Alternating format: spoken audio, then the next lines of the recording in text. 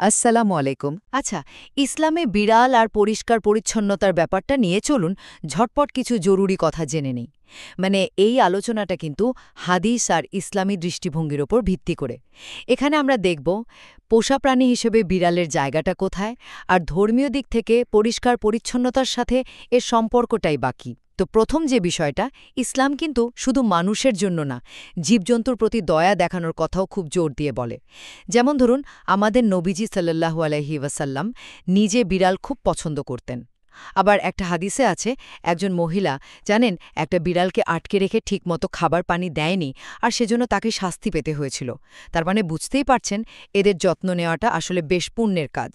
আচ্ছা, দ্বিতীয় পয়েন্টটা হলো, অনেকেই হয়তো ভাবেন যে আরে পোষা প্রাণী মানেই তো নাপাক, তাই না? কিন্তু মজার ব্যাপার হলো, ইসলামে বিড়ালকে কিন্তু অপবিত্র ধরা হয় না, বরং পবিত্র বা তহির বলা হয়। মানে ধরুন, আপনার ঘরে বিড়াল আছে বা সে আপনার গা ছুঁয়ে দিল, এতে কিন্তু আপনার অজু বা নামাজের কোনো সমস্যা হবে না। ধর্মীয় দিক থেকে এরা পরিষ্কার। সুতরাং বোঝাই যাচ্ছে, ইসলাম বিড়ালকে শুধু যে ভালোবাসার চোখে দেখে তাই না, ধর্মীয় পরিষ্কার পরিচ্ছন্নতার দিক থেকেও এদেরকে বেশ পবিত্রই মনে করে।